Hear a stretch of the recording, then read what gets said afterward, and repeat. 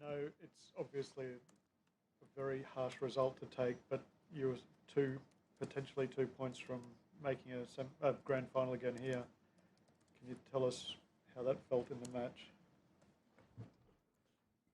Yeah, I mean, just basically the whole Australian trip, I was playing quite well. Been playing well actually for a few months now, so it's obviously extremely disappointing. Um, yeah, nothing much I can say. Dave. Alexander, it seemed that one or two things started to go on a little bit with Daniel towards the end of the match when he asked for a replay of a call and interrupted the flow of the play. Did that sort of stuff start to bother you?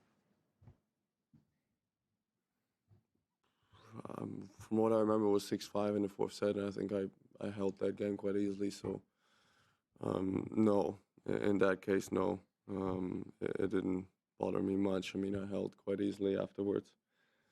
But yeah, it is what it is. For me, it's more disappointing that, at 5-4 in the tiebreak, I didn't serve it out, and I actually lost both points. And actually the 5-all point was just purely unlucky, to be honest. So that is more disappointing to me. Anyone else? So, Alexander, where did you feel like the match was starting to change? I mean, you were quite dominant at one stage in the second set. When did you feel it start to switch around? Yeah, and end of the second set, I started to lose energy. I started to not feel, so fresh anymore. I mean, I am a bit sick. I got a bit sick after the Alcaraz match with a bit of fever and stuff like that. So that obviously didn't help the recovery, and I did play quite a lot.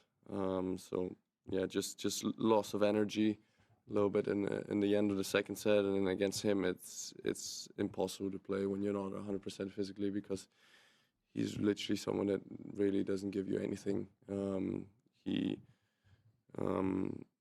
He makes you work for every single point, and then once you kind of can't really do that anymore, it becomes very difficult. And obviously, I was very close the third and fourth set, but I wasn't the same player as I was the first two sets anymore. I was kind of just hanging on. I was not losing my serve, but I felt like in the first two sets I was really on top of his serve a lot, but that kind of went away in the third set.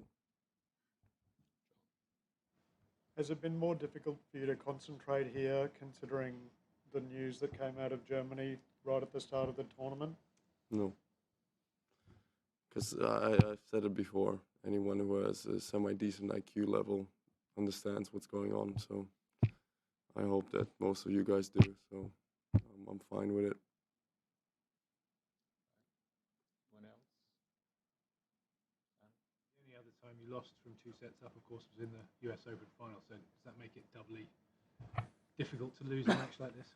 Yeah, frustrating. But for me, it's more frustrating that I didn't feel 100% physically.